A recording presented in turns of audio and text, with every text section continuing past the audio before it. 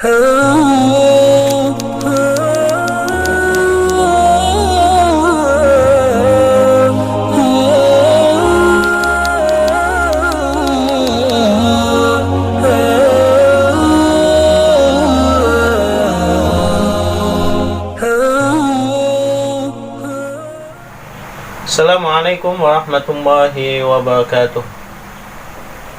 Bismillah walhamdulillah wassalatu wassalamu ala rasulillah wala hawla wala quwwata illa billah. Subhanaka la ilma lana illa ma 'allamtana innaka antal alimul hakim. Saudara-saudara sekalian rahimakumullah, selain meyakini akan adanya perjumpaan dengan Allah Subhanahu wa ta'ala, an-nafsul mutmainah atau jiwa yang tenang juga memiliki sifat atau karakter tadha bi qada'illah, ridha terhadap qada atau ketetapan keputusan dari Allah Subhanahu wa ta'ala yang ditetapkan untuknya, yang baik ataupun buruk. Dalam menjalani hidup ini, saudara-saudara sekalian, terkadang kita menginginkan sesuatu, tapi ternyata yang kita dapatkan tidak sesuai dengan yang kita harapkan. Kenapa? Karena Allah Subhanahu wa ta'ala sudah menetapkan untuk kita, yaitu melalui qada dan qadar. Apa itu qada? Qada adalah ketetapan atau keputusan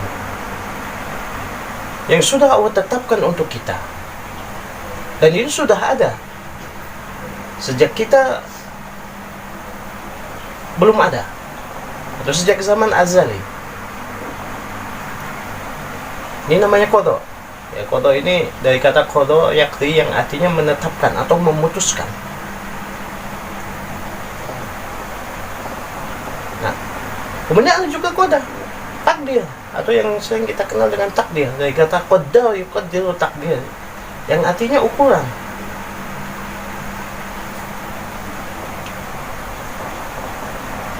Nah, apa bedanya? Bedanya, kalau qada itu keputusan terakhir, ya, bahwa akhirnya kita akan seperti ini. Sementara qada, takdir, ini ukurannya. Dan ketika sifatnya ukuran atau takdir ini, itu ada pilihan. Bisa A, bisa B. Nah, ketika kita memilih A, maka akhirnya akan seperti ini. Dan itu sudah ada sejak catatannya sejak zaman azali, atau sebelum diciptakannya langit dan alam semesta, langit dan bumi.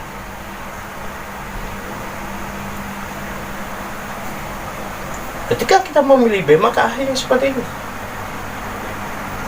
Nah, dengan ilmu pengetahuan yang Allah miliki, yang maha luas, yang mengetahui segala sesuatu, maka Allah tahu bahwa kita akan memilih B, dan akhirnya akan seperti ini. Itu takdir.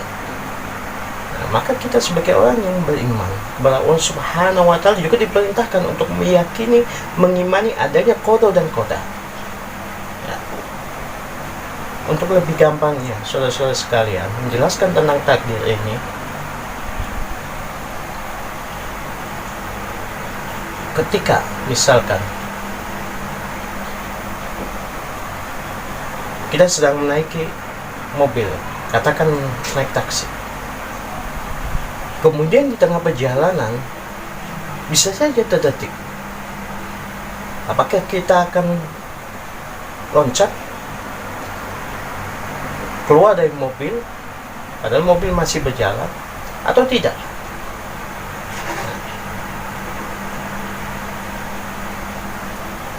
Di sini ada dua pilihan, bisa loncat, bisa tidak.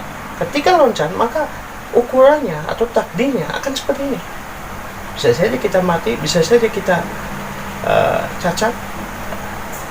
Dan ketika cacat kedepannya berbeda dengan ketika kita tidak cacat.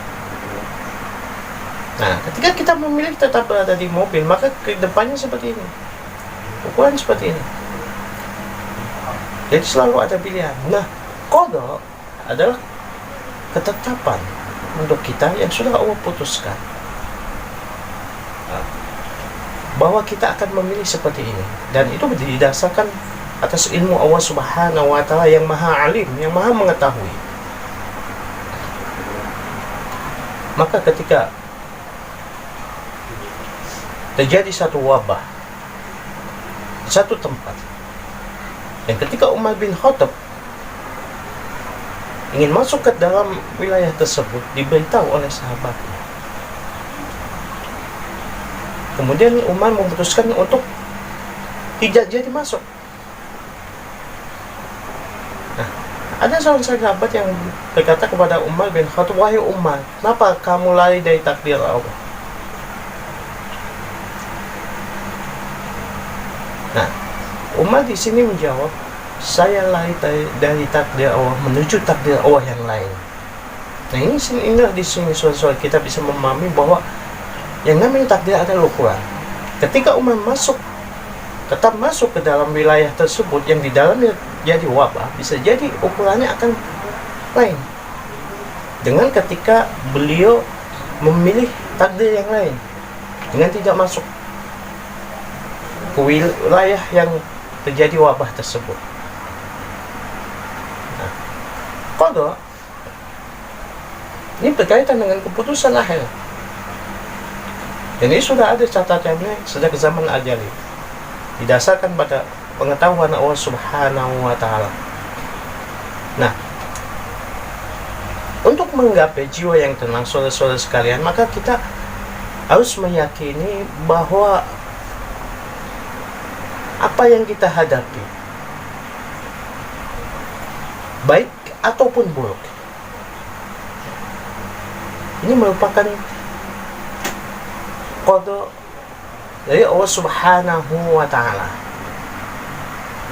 yang tadi sudah ada catatannya sejak zaman azali, sejak sebelum diciptakannya alam semesta ini. Ketika kita meyakini seperti itu, maka ketika terjadi hal yang tidak diinginkan, ketika apa yang kita harapkan tidak tercapai, ketika cita-cita kita, keberhasilan kita, kesuksesan kita tidak sesuai yang kita harapkan, maka kita akan menyikapinya dengan tenang, tidak stres, tidak frustasi, tidak depresi, apalagi sampai, mohon maaf, sebagian orang sampai tahap melakukan cobaan untuk bunuh diri. Kenapa? Karena kita ikhlas, kita rela terhadap apapun yang kita terima, terhadap keputusan yang Allah berikan untuk kita. Walaupun kita sudah berusaha, saudara-saudara sekalian, usaha itu merupakan wilayah kita. Nah, keputusan akhir itu wilayah Allah Subhanahu wa Ta'ala. Keputusan akhir adalah hak Allah Subhanahu wa Ta'ala. Nah, ini sesuai dengan firman Allah Subhanahu wa Ta'ala dalam surat Al-Hadid ayat 22 dan 23, di mana Allah Subhanahu wa Ta'ala berfirman, "Ma asaba min musibatin fil ardi wala fi anfusikum illa fi kitabim min qabli an nabra'aha inna dzalika 'ala Allahi yasir likai la ta'sau 'ala ma fatakum wa la tafrahu bima atakum wallahu la yuhibbu kulla mukhtalin fakhur." Di ayat 22 Allah menegaskan, ma asoba, tidaklah menimpa kita atau kalian, wahai manusia, wahai orang-orang yang beriman, min musibatin, satu musibah, fil ardi, di bumi. Di dalam tafsir Al-Baghawi disebutkan Contohnya seperti qahtul matar. Itu ketika terjadinya kekurangan hujan, ya, atau kekeringan karena hujan jarang turun. Karena hujan tidak turun dalam waktu yang lama.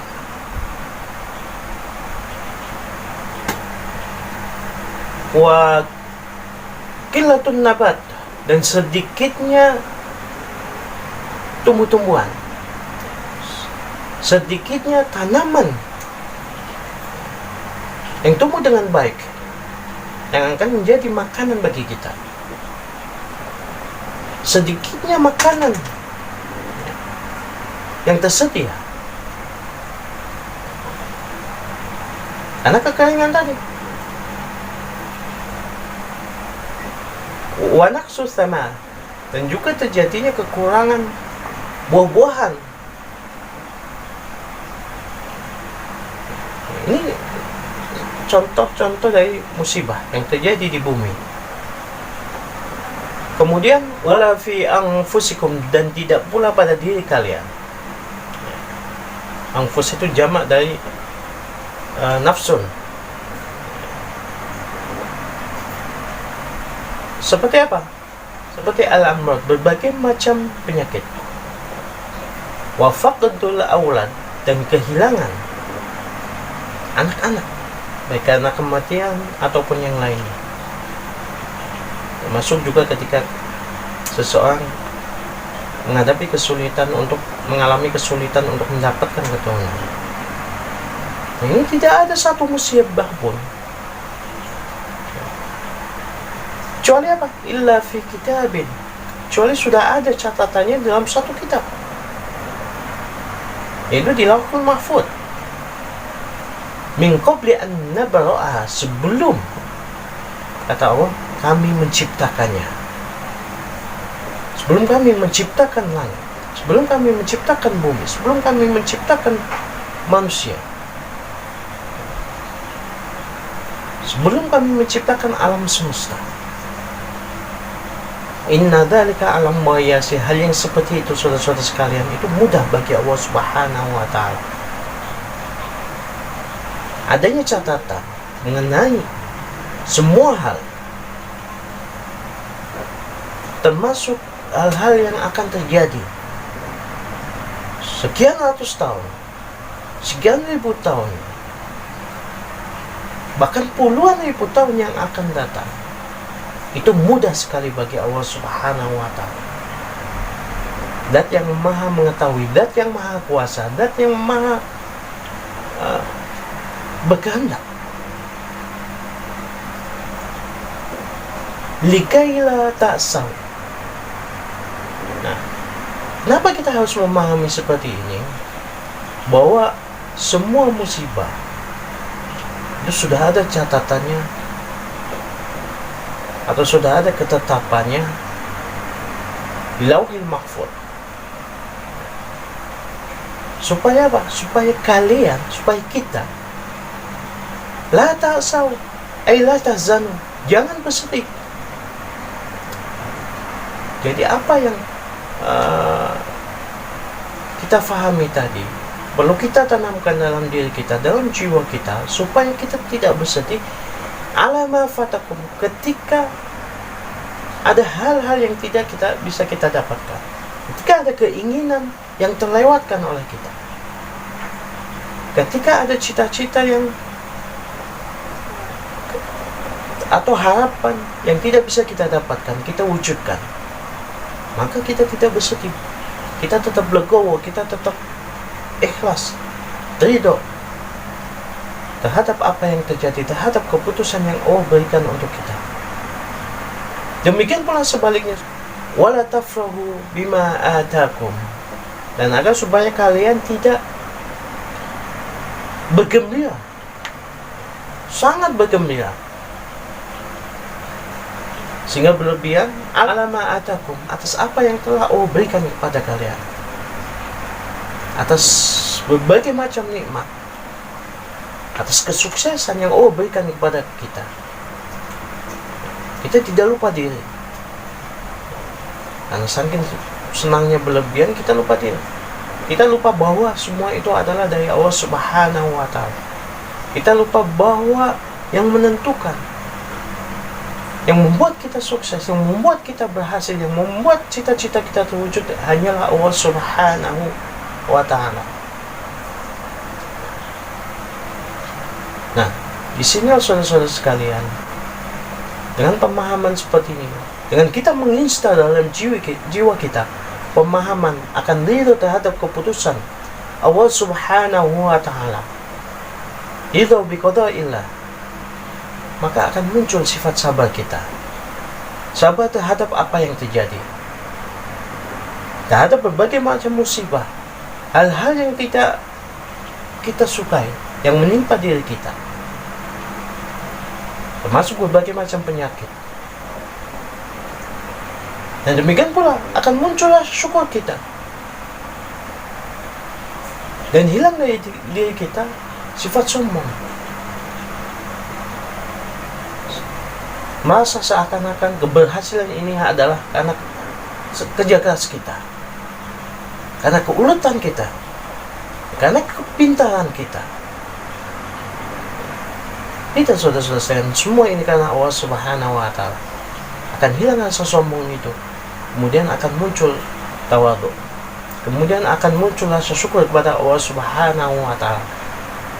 Nah, ini diperjelas oleh Allah Subhanahu wa Ta'ala di ayat ini, ayat 23, wallahu la yuhibbu kulla mukhtalin fakhur. Dan Allah tidak menyukai setiap orang mukhtal, ay mutakabbir, orang yang sombong, orang yang menganggap dirinya bisa melakukan segalanya, orang yang menganggap bahwa kesuksesannya adalah karena keulatan dia, karena kerja keras dia, karena kepintaran dia, bukan karena Allah Subhanahu wa Ta'ala. Fakhur, dan orang yang membanggakan dirinya, membanggakan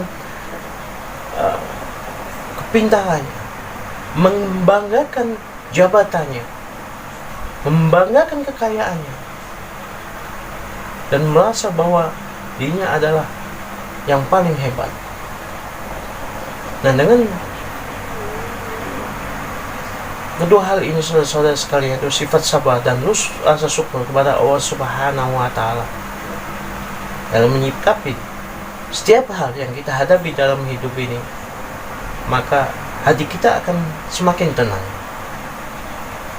Dan mudah-mudahan ketika meninggal nanti, ketika kita dipanggil oleh Allah Subhanahu wa Ta'ala, kita termasuk kategori nafsul mutmainnah yang disebutkan dalam surat Al-Fajr, ya ayyatuhan nafsul mutmainnah, wahai jiwa yang tenang. Demikian saudara-saudara sekalian, hadana wa iyyakum ajmain ila siratil mustaqim wal afu minkum. Assalamualaikum warahmatullahi wabarakatuh.